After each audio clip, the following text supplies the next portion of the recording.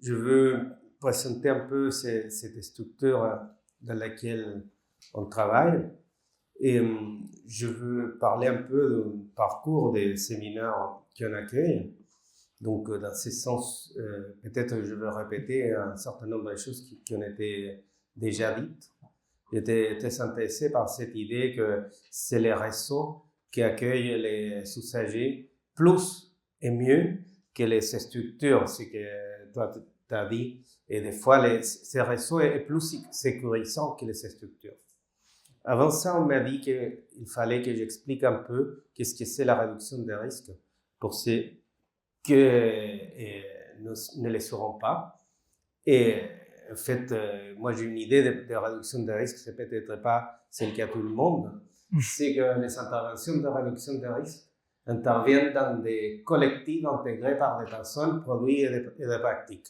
Donc, cette idée de réseau, il y aurait un groupe de gens, donc il y a des groupes de consommateurs qui ont des pratiques déterminées avec des produits déterminés. Nous, en réduction des risques, on intervient dans ces groupes. On intervient aussi avec les personnes, les individus, avec les individus, et grâce à des politiques publiques qui interviennent sur la société. Mais il y a des groupes auxquels on s'adresse et on essaye de changer les pratiques. L'exemple le plus typique, c'est la seringue. Donc, il y a un groupe de personnes, des usagers d'héroïne à l'époque, qui injectent avec des seringues, avec une seringue 10 personnes, avec des aiguilles qui se cassent ou qui sont pliées et qui transmettent des maladies infectieuses.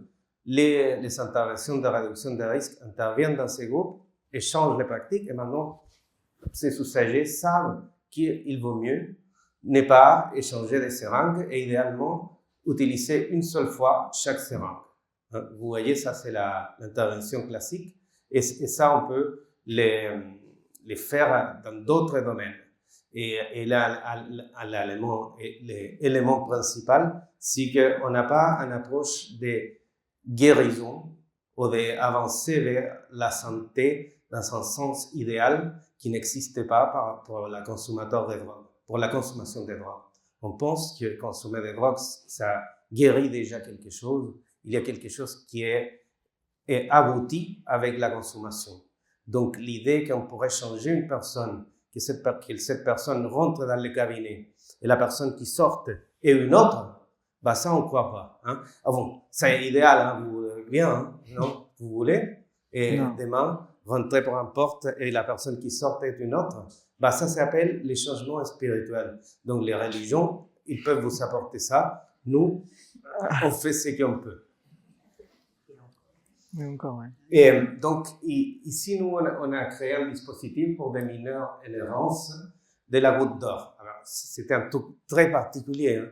Là, on ne parle pas des MNA. Hein. Les MNA, c'est des gens venant de Guinée en général, Gambie, que vous voyez dans les centres.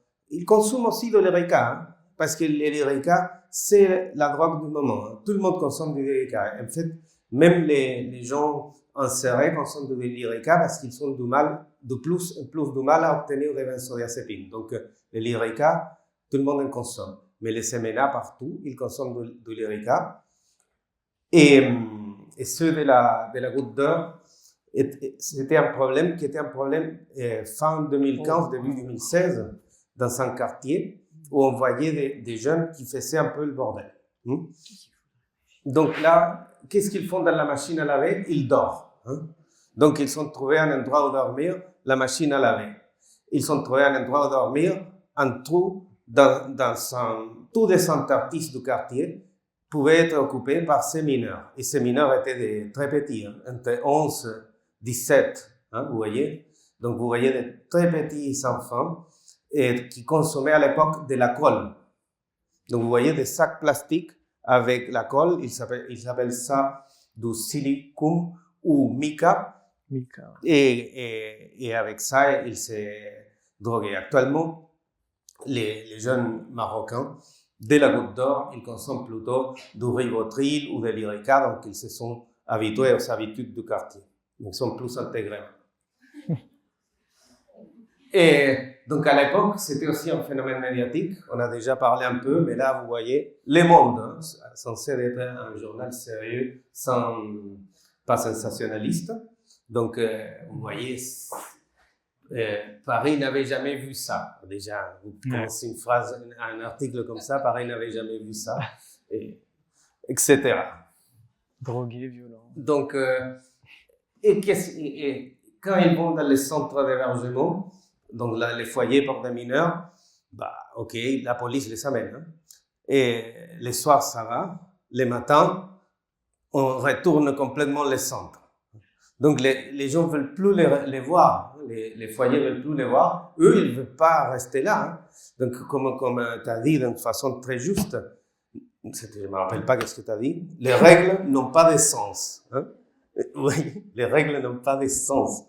Et le réseau est plus sécurisant que nos institutions. Donc, la PJJ dit ça.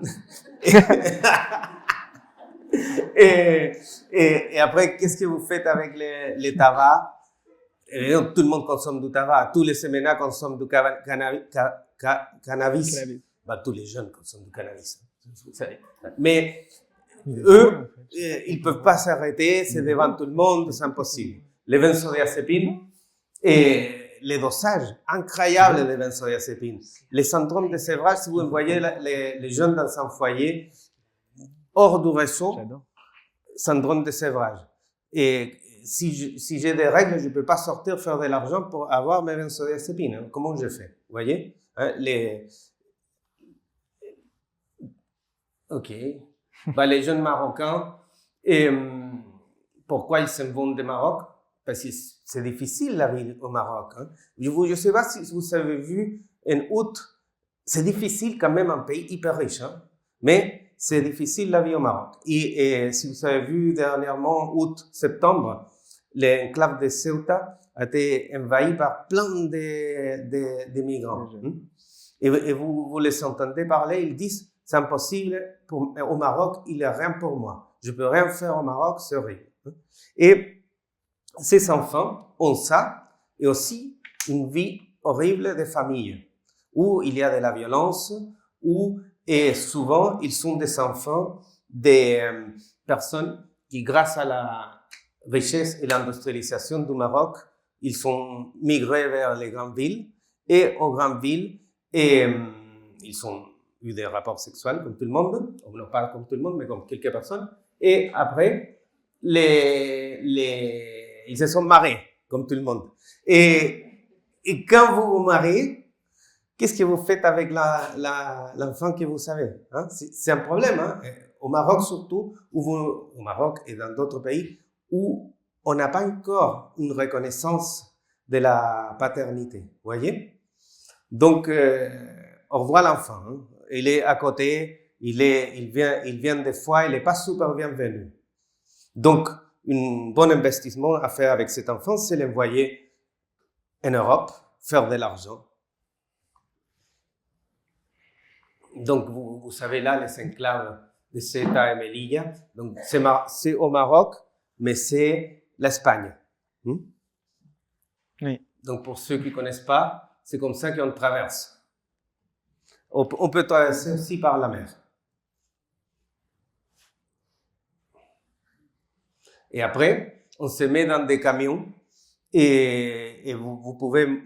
Il y a plein de jeunes qui sont à Ceuta, par exemple, et ils vont se mettre en bas des camions et ils s'appellent ça faire du risky et ils vont passer à Algeciras par les ferries. Ou sinon, ils vont payer, ils vont se faire passer autrement avec des bateaux, etc. Et il y a un truc qui est assez fou, c'est que des fois, la famille vient les voir à Ceuta. Donc, ils vont se cacher dans la douane et vont dire bonjour à son enfant et après, ils vont partir. Et ceux qui peuvent passer en voiture vont passer en voiture, vont dire bonjour, vont donner des trucs. L'enfant va rester parce qu'il est une espèce de héros qui va partir en voyage à 13 ans. Hein, vous voyez? C'est intéressant comme truc. Donc, et comment ça marche? Et c'est ça qui est important. Snapchat, Facebook et WhatsApp. WhatsApp. Hein? Donc, ces genres de trucs, c'est fondamental. Vous êtes au Maroc, dans un quartier mauvais, dans les parkings de ces quartiers, et vous voyez les photos de votre copain avec une casquette Louis Vuitton à côté de la Tour Eiffel avec 100 plaquettes de rivotril. Hein? Ou avec des filles blanches. Vous voyez, ça a l'air super. Hein? Donc, évidemment, je vais y aller. Et ça s'appelle ça faire la gorba, buscar la vida. Et il y a ce mot qui a été expliqué là, l'idée d'Araga, de brûler les papiers. Et alors, quand vous êtes à Paris et vous dormez à la rue, et vous êtes sale et tout ça, cette photo-là, vous la postez pas. Hein? Donc, les gens ne sont pas certains de dire qu'ils vont si mal. Et les territoires, ben là, c'est des dessins qui sont faits dans les centres où je travaille. Et les territoires, c'est celui-là. Hein? C'est des jeunes qui sont marocains ou algériens des fois, mais surtout marocains, c'est que nous, on reçoit. Hein? Mais leur territoire, c'est plutôt celle-là. C'est les réseaux sociaux et l'Europe en général. Donc, ils sont un mois à Paris. De ça, c'est les années où on a commencé à les voir partout en Europe. Ils sont un mois à Paris, 2 mois à Francfort, et ils sont en Suède. Hein? Et par exemple, actuellement, nous, on avait 6 qui étaient dans notre centre. Ils sont partis 2 jours à lendemain. Hein?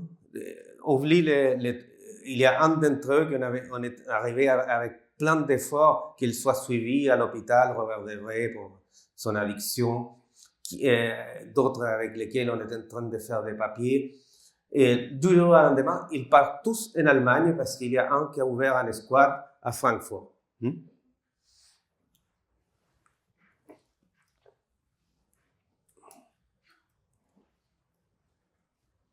Après, il y a quand même l'idée qu'en France, on vole. Et en Espagne, on aurait l'idée qu'en Espagne, on se renseigne plus. On obtient des papiers plus facilement.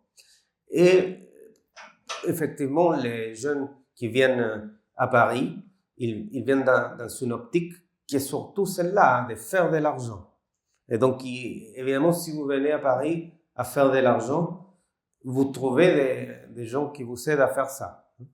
Donc, il y a par exemple à la Goutte d'Or, où je travaille, c'est un quartier de Paris, où il y a un gros réseau de resell, des portables, chaîneurs, vous pouvez vendre tout ce que vous voulez.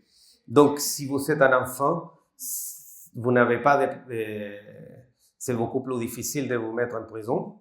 Donc, vous arrivez là-bas et ces personnes-là vous accueillent et vous aident à vous mettre dans les cambriolages et dans les vols et vous pouvez être plus ou moins indépendant, plus ou moins, parce que dans un moment donné, vous dépendez des gens qui vous donnent de l'argent et qui vous donnent aussi des médicaments.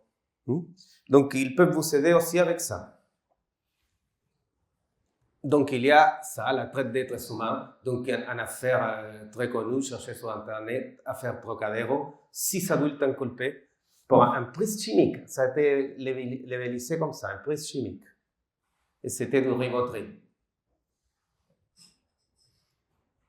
Et ça c'est peut-être j'ai du temps ou pas? Et les jeunes filles. Ces groupes-là, les groupes dont je parle, donc un groupe restreint de mineurs marocains, il y a des jeunes filles autour d'eux qui sont avec eux. Donc ça fait partie des photos qu'ils peuvent envoyer au Maroc. La majeure partie, c'est soit des Françaises, soit des Espagnoles fougueuses. Des personnes, des filles qui ont fouillé de leur maison, de leur foyer. Donc des filles qui ont tous les droits et ont des papiers qu'ils peuvent vraiment intégrer un parcours d'insertion scolaire mais avec toutes ces règles pourries dont vous parlez. Hein? Donc, il y a cette espèce de préférence pour la liberté et le fait d'être avec ces jeunes qui, à nous, ça nous étonne. Hein? Vous voyez, parce que pourquoi vous préférez être abusé, prostitué et pour être dans un groupe de jeunes, vous voyez? Donc, c'est quand même, il y a quelque chose là pour les psychologues, des recherches de la liberté dans cette soumission dans laquelle les jeunes filles et évidemment les jeunes garçons aussi, ils se trouvent. Pardon. Ce sont des jeunes nés en France, nés en Espagne, qui vont dans les groupes. Oui, hein? Oui. Si vous savez des jeunes filles qui sont fouillées du foyer où vous travaillez, ils sont là-bas. Et en tout, on m'a demandé aussi de parler, mais je vais faire très bref parce qu'il y a un intervenant qui va venir spécialement sur ce sujet, c'est le psychotraumatisme.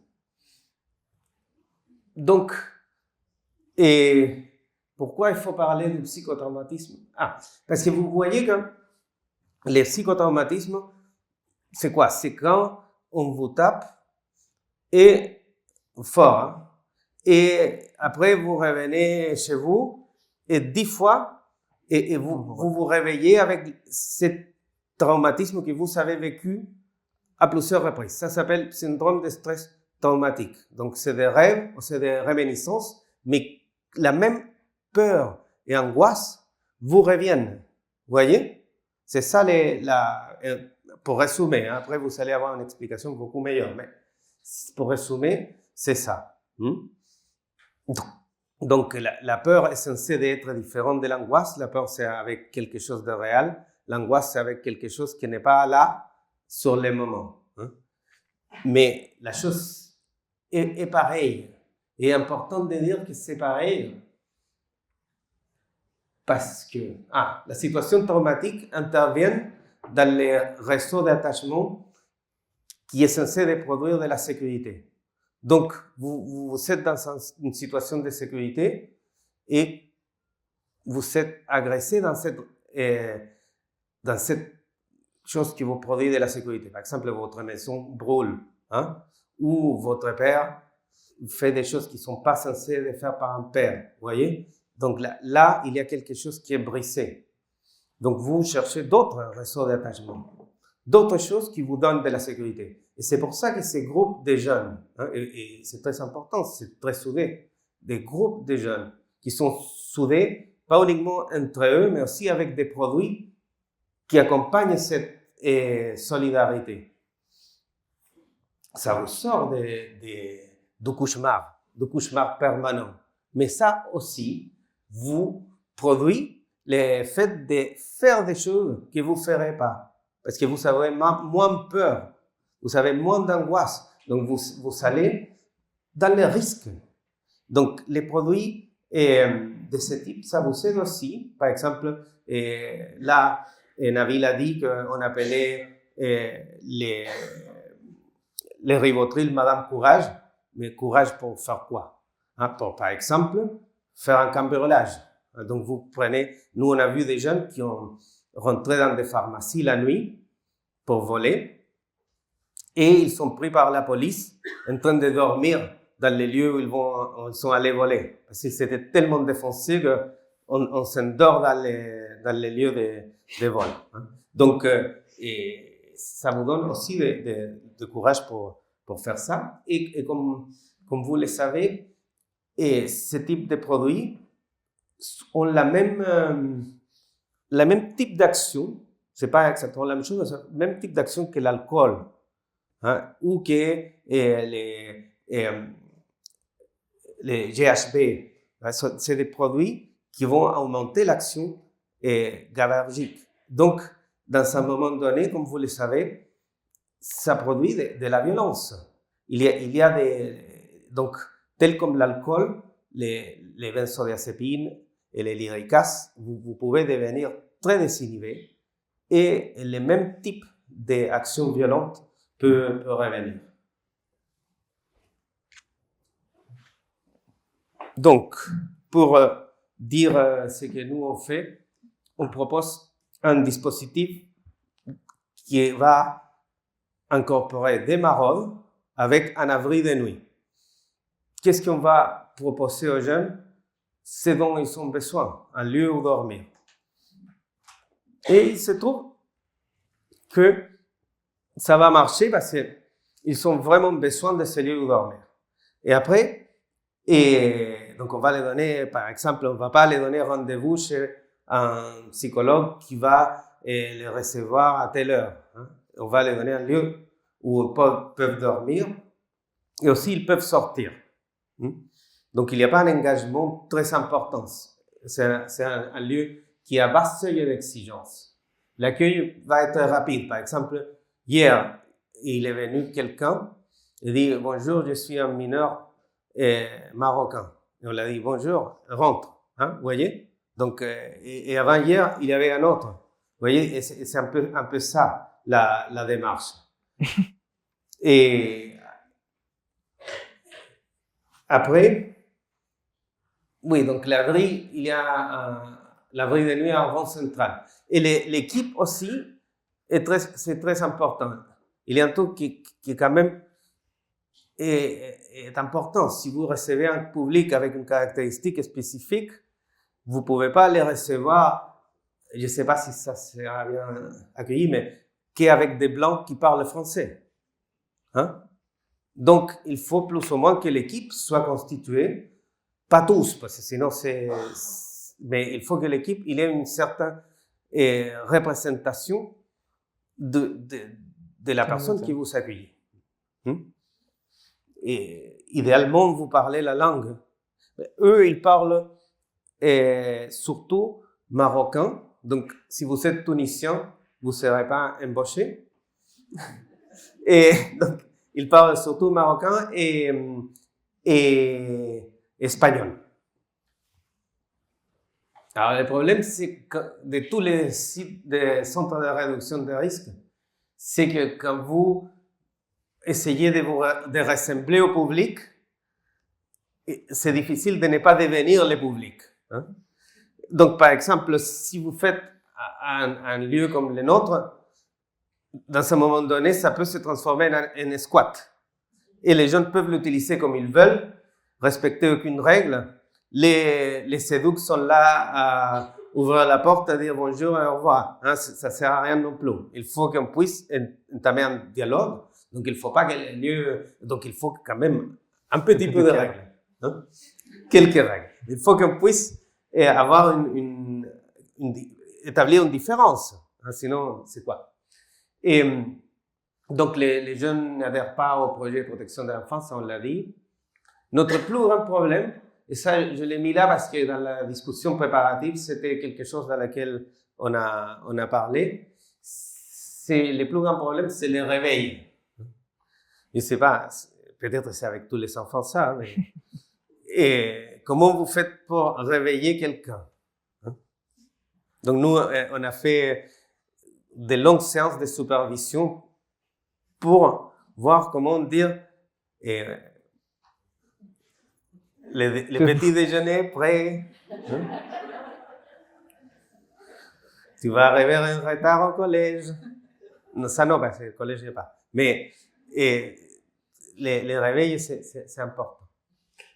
Et l'autre problème, c'est l'effet de groupe. Donc, comment on fait pour dire à quelqu'un, t'es quelqu'un, pour l'écouter de façon individuelle, si le groupe est là avec cette force énorme. Vous voyez, parce que si vous parlez avec les jeunes, quand même, ils veulent tous étudier, ils veulent tous s'intégrer, mais de là à que ça arrive, c'est très, très compliqué. Par exemple, donc on a quand même des jeunes qui sont intégrés dans les droits de l'enfance, mais chaque année, on a 2 ou 3.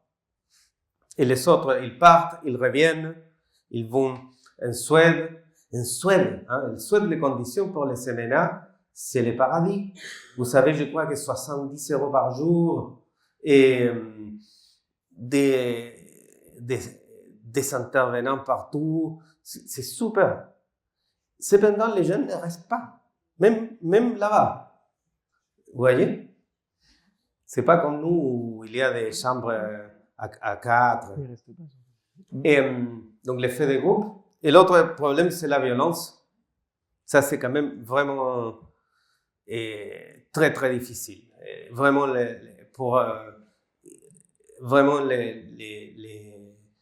comment faire temporiser, comment mettre un jeune, les lever du groupe. Parce que si, quand il est dans une situation violente, il est avec les groupes, si quelqu'un s'oppose, ils vont se mettre tous ensemble. Et ça, c'est très problématique. On a eu des gros problèmes avec ça. Et nous, on est à côté d'Ankara. Une fois, il y a eu une bagarre énorme entre 5 enfants et un groupe de 60 exilés afghans. Et c'est les enfants qui ont gagné.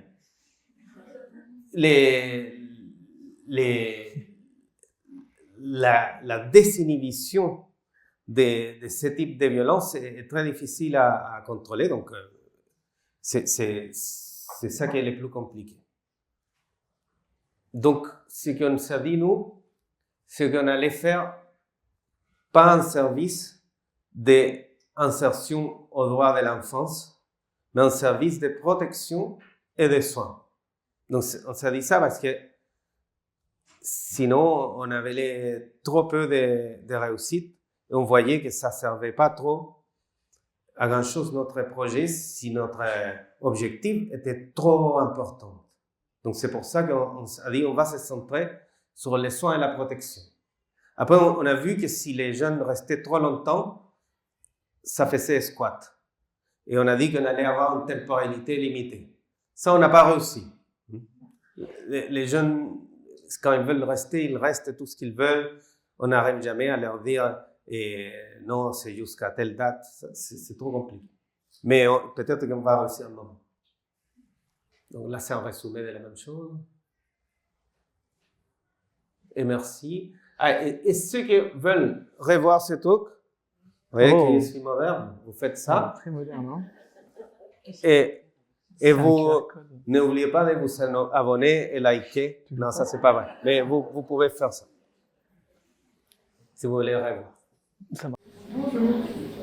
Merci pour votre présentation. Moi, je m'appelle Elise, je suis médecin généraliste à la classe de santé et en protection de l'enfance. Et je voulais savoir qui finance votre dispositif et combien il y a de... Enfin, vous dites que les jeunes peuvent rester, vous ne pouvez pas médecin, etc.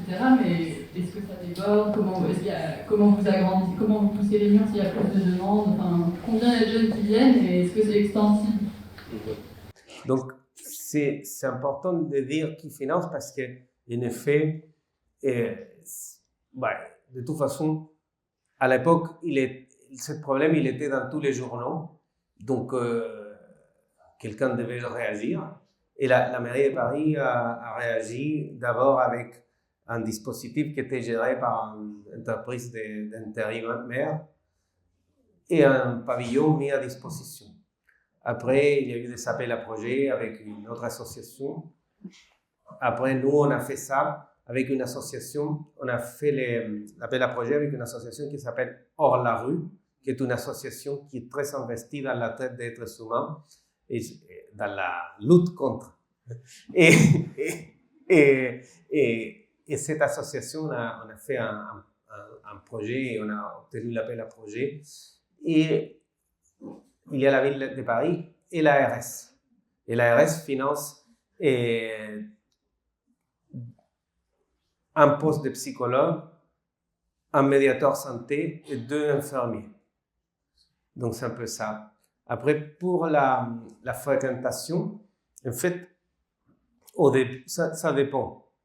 Et au début, c'était en 2000. Aujourd'hui, on a 6 personnes qui viennent. On a 12 places. 12. On a 6 personnes. Des fois, il y a 11, entre 6 et 11. Mais il y a eu un moment où on avait 22. Donc, c'était là que la chose était très compliquée parce qu'on avait beau à leur dire la liste des personnes admises, c'est telle, et les 22 étaient à la porte pour essayer de rentrer. Et à l'époque, on avait des locaux qui étaient un pavillon désaffecté de l'hôpital Necker. Donc, si on fermait une porte, les jeunes rentraient par la fenêtre. Donc, et vous voyez, il escalade les murs de Ceuta. Et imaginez-vous un hôpital qui est en train de tomber.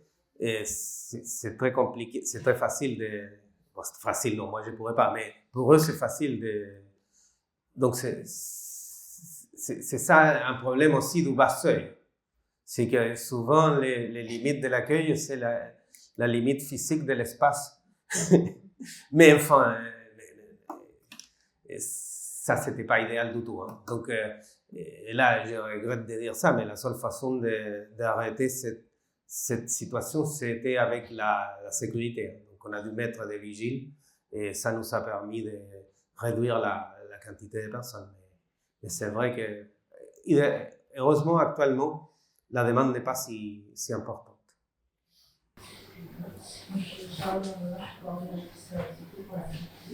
Et je voulais savoir quels étaient les objectifs de projet individualisé que les jeunes les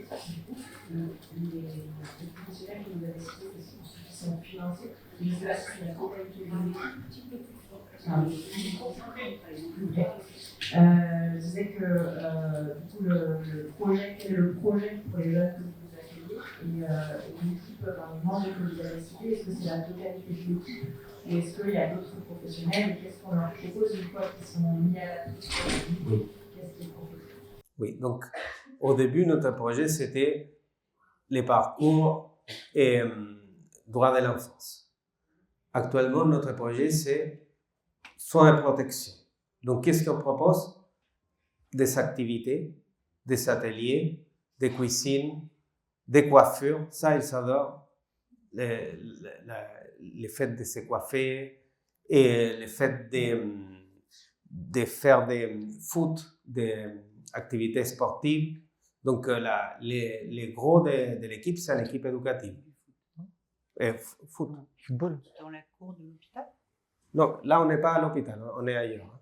Donc, on va dans un terrain de foot et on fait du foot. On fait aussi de boxe pour qu'ils nous tapent mieux. Non, mais il y a des gants et un truc pour faire du boxe. Et donc, c'est surtout des ateliers, des sorties aussi. Donc, un lieu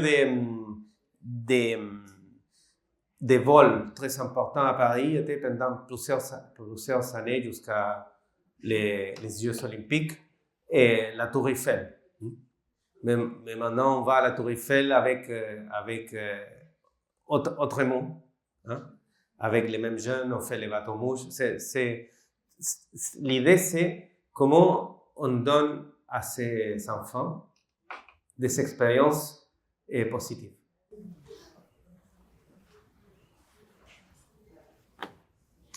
Sport, ouais. Mais plutôt peut-être la question, je sais pas, que j'entends en tout cas, c'était que contenait l'appel à projet.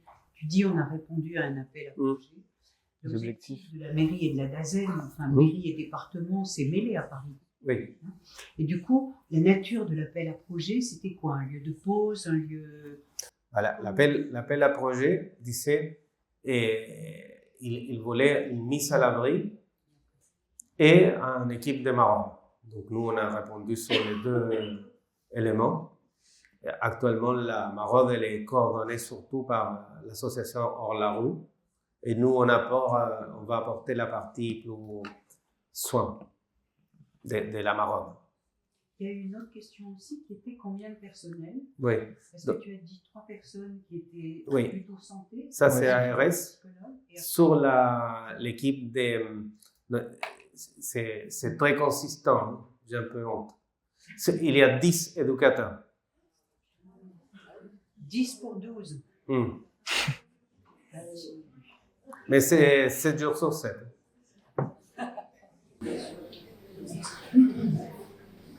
Tout ça se fait c'est un lieu de thérapie. Donc le lieu est ouvert juste de nuit, c'est un hôtel de nuit, ou parce que vous parlez d'activité, ils sont accompagnés, le lieu est ouvert aussi de jour et ça constitue leur point de repère pendant le temps. L'appel à projet, c'était juste un abri de nuit, mais nous on fait actuellement c'est de 19h à 14h. Donc il y a une longue pause entre 14 et 19. De 19h à 14h. Oui. Donc on peut faire des activités et tout.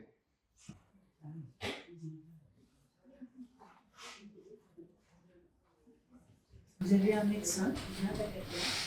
On n'a pas de médecin actuellement. Oui, j'en voudrais un. Et c'est que le problème, c'est que là, quand même, il faudrait avoir moins d'éducateurs. Donc il faudrait licencier tous les éducateurs pour un médecin.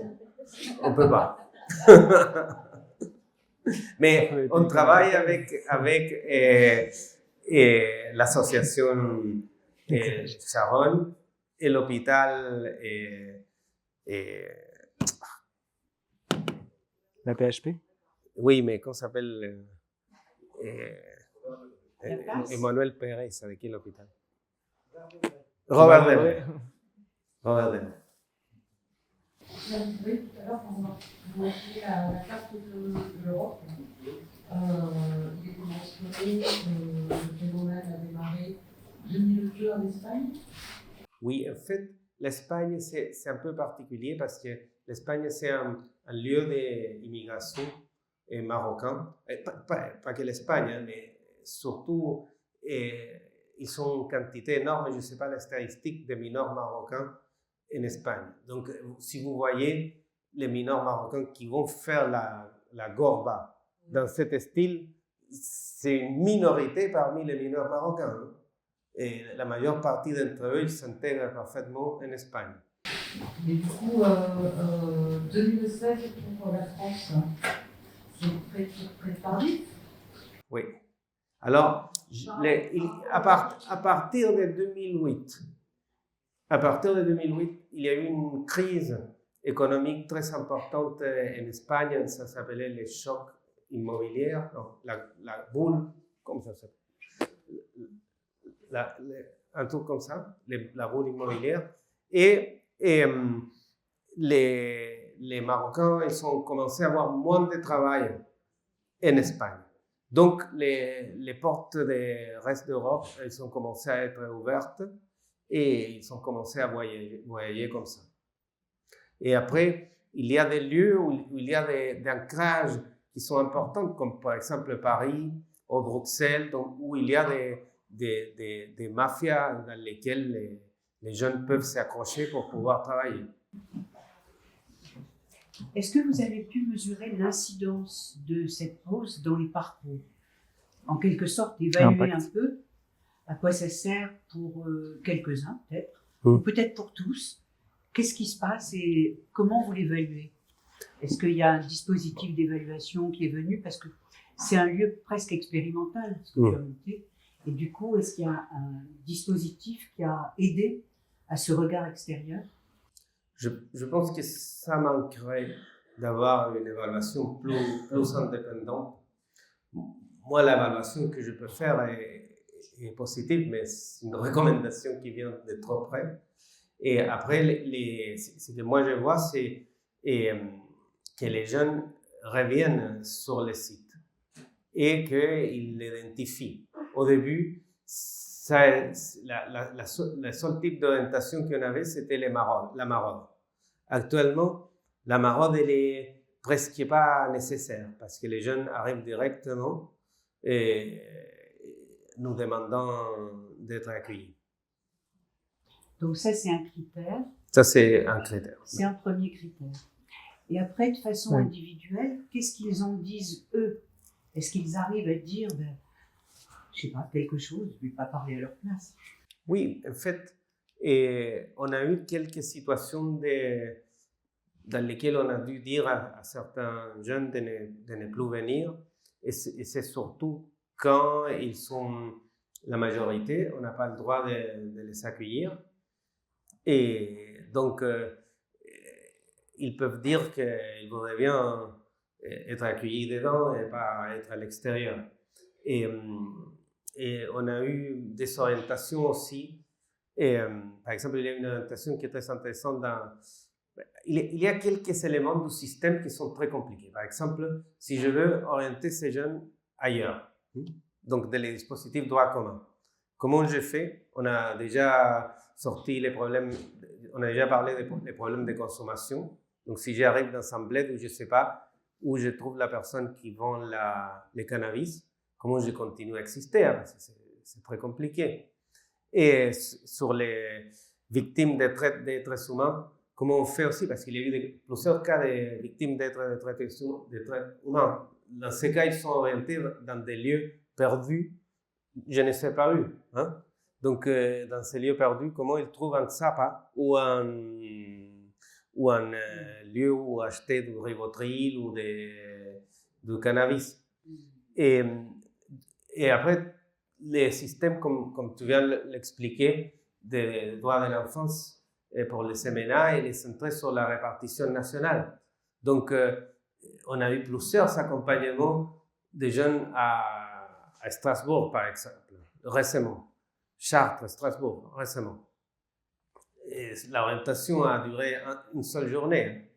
Parce que qu'est-ce qu'il va faire un enfant marocain tout seul dans un lieu où il n'y a personne qui parle arabe? Vous voyez, c'est très complexe. Et surtout qu'au début, ils sont orientés avant d'intégrer un foyer, ils sont souvent orientés dans un hôtel.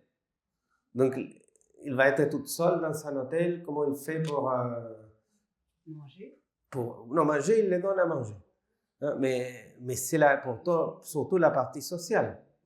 Et donc, souvent, ils reviennent. Alors, les situations qui ont marché, c'est quand on a réussi à parler et convaincre les CEMNA que l'orientation soit faite à deux, par exemple, ou que l'orientation soit faite à Paris. Dans ces cas, c'est un peu plus facile. Par exemple, on a une situation récemment d'un jeune qui était dans un foyer à Paris, et cependant, il venait tous les jours chez nous. Donc nous, on ne savait pas comment lui dire qu'il ne vienne pas. Et c'est pas on lui disait qu'il ne vienne pas, mais il ne voulait pas accepter. À la fin, il a arrêté de venir. Hein? Donc, il a pu investir ses doubles là-bas. Ça implique aussi une humilité de notre boulot, de nous dire on n'est pas les seules ressources, on n'est pas les seuls qui peuvent aider les jeunes. Et à la fin, actuellement, il ne vient plus. J'espère que tout va bien. Bonjour, David, je suis chef de service du XAPA depuis 6 ans. Est-ce que le roi du Maroc est au courant de cette situation? Parce qu'il vit quand même 3 quarts de son temps en France. Et est-ce que vous avez pu rentrer en contact un petit peu avec les organisations est-ce qu'il y a des projets prévus? Parce qu'il me semble important de pouvoir travailler aussi avec ces pays. Oui, j'ai parlé hier effectivement avec le roi du Maroc. Qu'est-ce qu'il a dit? En fait, il y a une collaboration très importante entre l'Espagne et le Maroc en rapport à cette histoire. Ce qui est très, très, très touchy. Hein? Si vous voyez, la collaboration en rapport au CMNA entre l'Espagne et le Maroc s'améliore au fur et à mesure que l'Espagne soutienne le Maroc dans les conflits, comment il s'appelle? Oui. Donc, vous voyez, c'est des choses qui se règlent de cette manière. La France aussi a soutenu le Maroc, donc j'imagine que ça va apporter des fruits. Et en général, c'est très ambigu. Il y a eu un moment, je ne me rappelle pas quelle année c'était, où des policiers marocains sont venus en France pour identifier les jeunes. Parce qu'en fait, c'est ça qui est l'objet de la cause judiciaire. C'est tel jeune et tel jeune, sa famille est dans tel endroit. Donc, on n'a plus à les protéger en France. Donc, c'est des choses qui ont déjà été faites. Et moi, actuellement, c'est pas vrai que j'ai parlé avec les rois du Maroc, j'ai aucun contact, mais donc je ne sais pas plus que ce que je viens de dire. Une autre question sur les sorties. Au-delà du fait que les gens sont très volatiles et qu'on dit à un moment, ils passent à un certain endroit. Quelle idée gouvernement? On sait aussi comment, à un moment donné, ils ont plus besoin de venir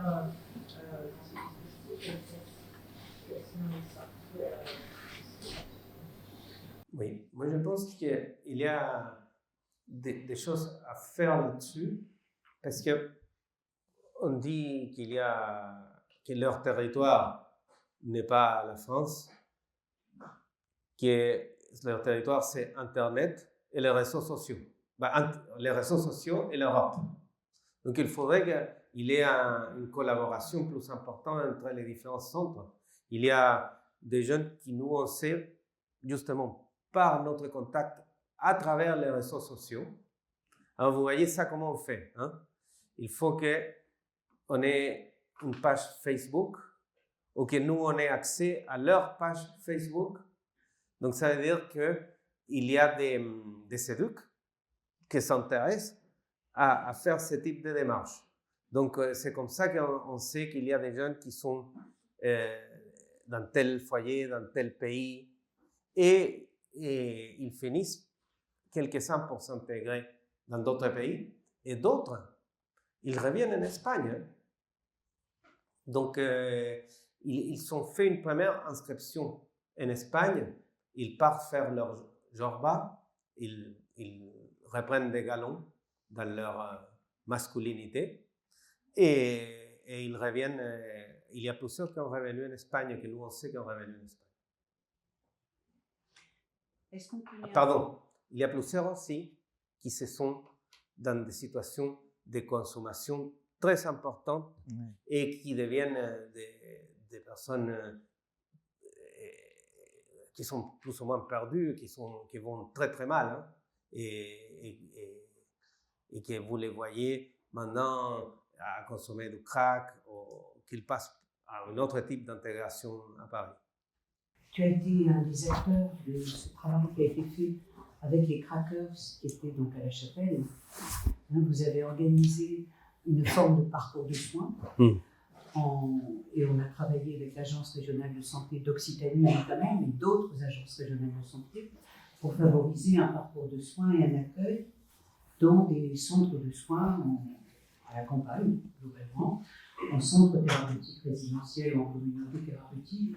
Et du coup, les mineurs n'ont pas accès à ce trajet de soins, puisque c'est compliqué d'accueillir des mineurs en CPR ou en centre thérapeutique résidentiel. Mais est-ce que certains, grâce à tout le boulot que vous avez mis en place là à Paris, ont pu faire quand même un parcours et aller où justement? Parce qu'il n'y a pas de réponse vraiment. Si, il y a deux centres thérapeutiques résidentiels, celui de Lille et la Pointe-Rouge à Marseille. L'espace du possible, est-ce qu'ils ont réussi à y aller? Parce qu'il y a beaucoup de mineurs crackers à la Chapelle. Oui, au fond, les mineurs consommateurs de crack, c'est une autre histoire. On n'a pas trop le temps de parler de ça ici, mais ces jeunes-là, nous, on n'a pas de post-cure. Ce qu'on a réussi à faire avec Robert Devray, c'est d'établir des protocoles où des prescriptions de l'IRICA peuvent continuer à se faire et il y a des contacts avec des XAPA dans d'autres régions où le jeune va aller, on va expliquer au médecin qui va recevoir la prescription qu'il faut la continuer au moins un temps. Parce qu'en fait, le problème, c'est que et d'ailleurs, c'est une prescription hors AMM, donc qui n'est pas autorisée, et donc pas remboursée. Alors ça, pas nous pas besoin de ça, mais normalement, il n'est pas payé par la sécurité sociale si on la déclare. Et en plus, les dosages ne sont pas, comment dire, kosher. Vous voyez? Donc, c'est ça la grande difficulté, mais ça a pu être fait. Alors, et un dernier point, tu en as parlé, toi aussi tu en as parlé, Nathalie, et je pense que la scène connaît cette situation, finalement vous l'avez dit quasiment tous les trois, le lien entre ces jeunes et les trafiquants qui peuvent trouver une main-d'œuvre pas chère du tout. Ils n'habitent pas le quartier, ils n'ont pas de grands frères, ils sont isolés. Donc c'est une population, on va dire, qui est en très grande fragilité par rapport aux trafiquants qui cherchent du personnel. On va faire. Actuellement, les trafiquants, ils sont en train d'utiliser tout ce qui émane d'or, il peut être utilisé. Donc, si vous êtes jeune et vous habitez dans un quartier complexe et où les possibilités de travail normal sont très bloquées, c'est facile de travailler pour quelqu'un, pour les patrons de votre frère, pour ainsi dire. Et donc, les situations pour les mineurs isolés, c'est le cas aussi. Il faut dire qu'il y a plusieurs, la majeure partie ne rentre pas dans cette démarche. En fait, si vous voyez les parcours des mineurs des MENA en général, il est plus ou moins positif. Il y a les intégrations de ces personnes sont très, très réussies. Mais nous, on constate par exemple à Paris que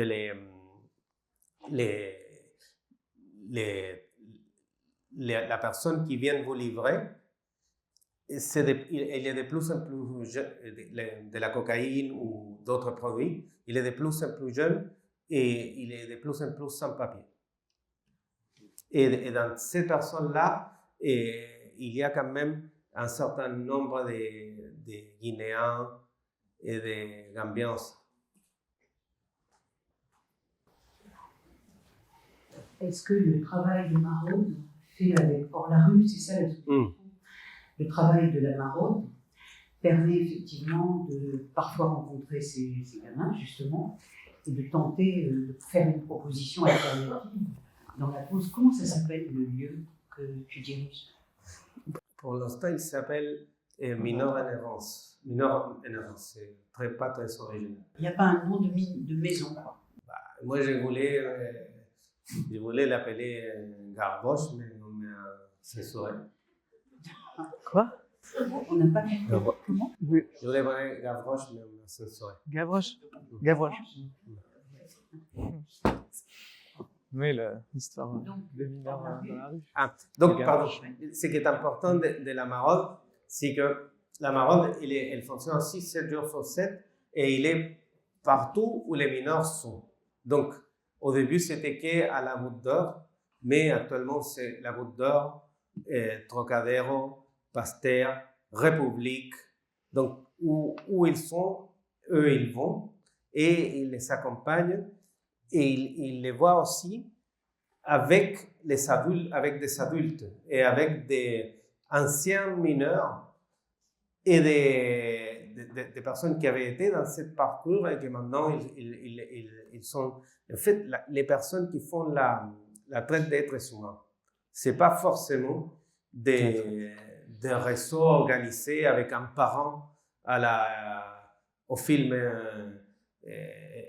les parents. Hein. C'est plutôt un ancien mineur non accompagné qui décide de gagner un peu d'argent et là, il va trouver des produits, il va trouver des resellers et des jeunes pour faire le boulot. Donc, vous voyez, c'est actuellement la traite d'êtres humains et cette chose est vraie aussi pour les réseaux de prostitution.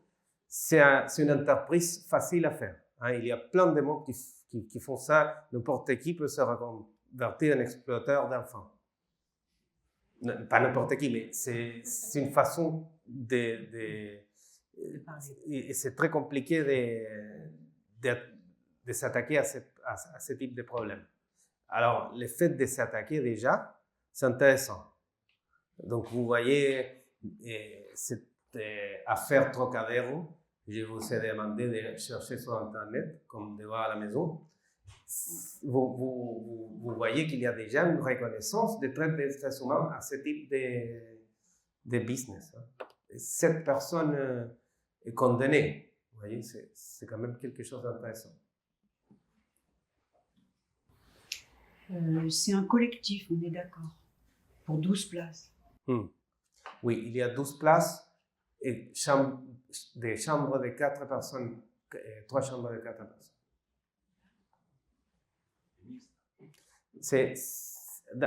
Au début, c'était mixte, mais ça n'a pas marché, donc maintenant, c'est que des garçons.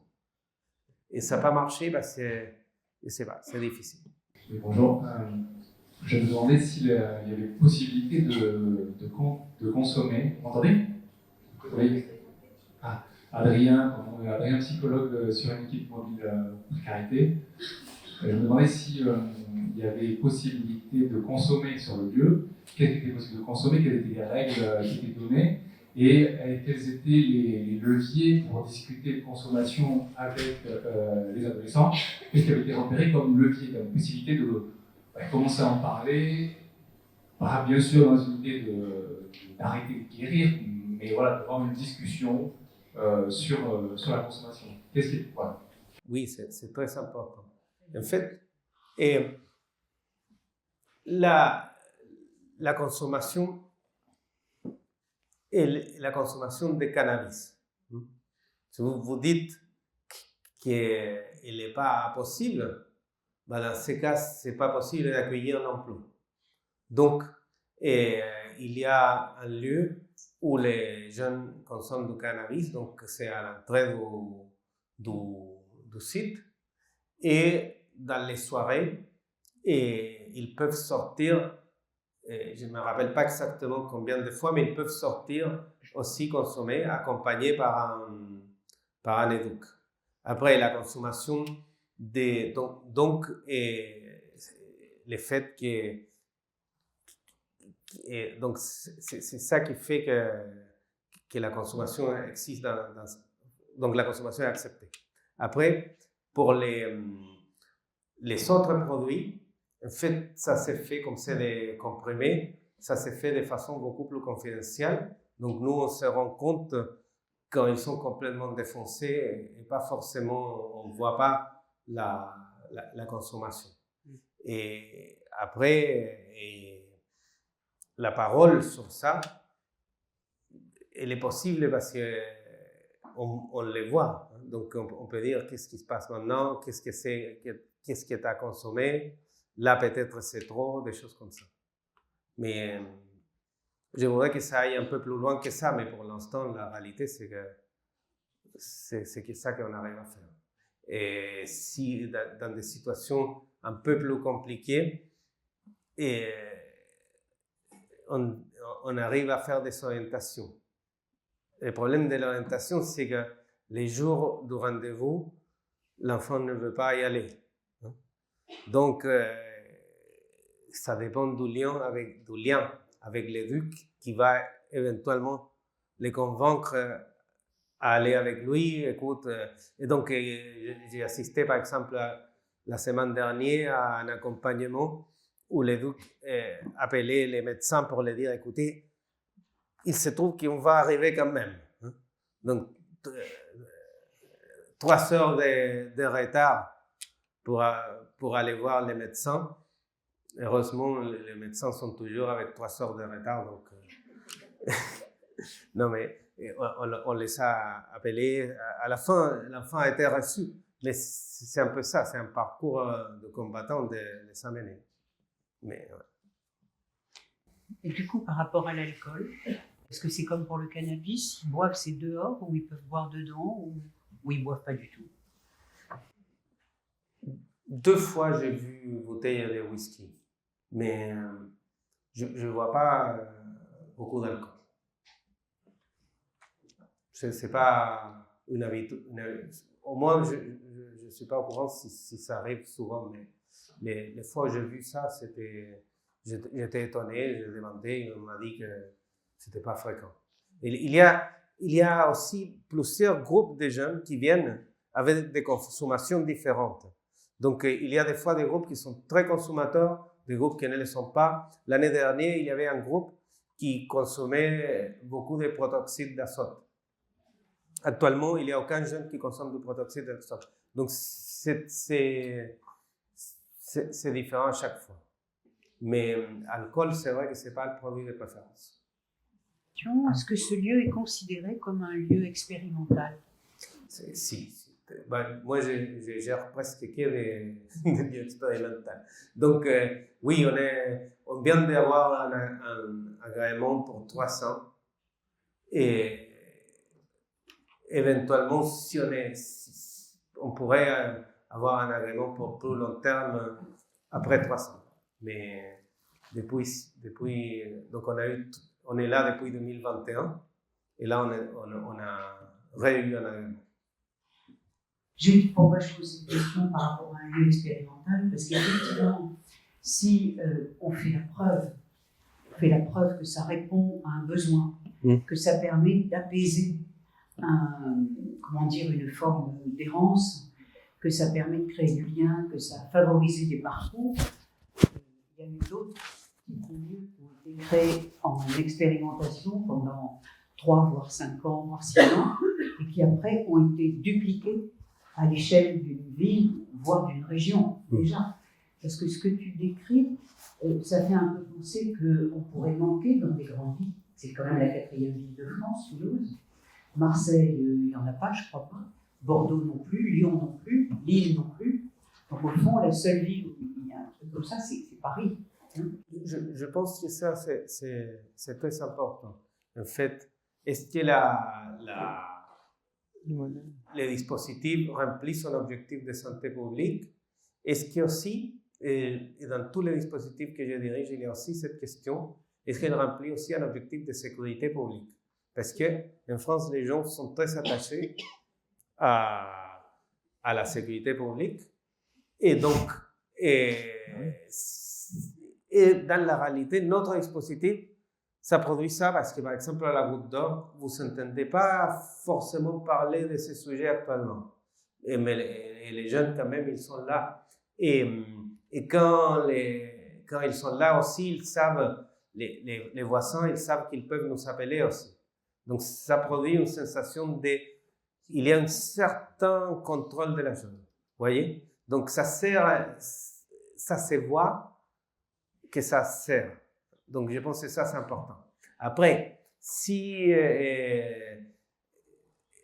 la mairie change de couleur, je ne sais pas s'ils vont considérer trop les expérimentations. Mais enfin, ça fait partie du débat.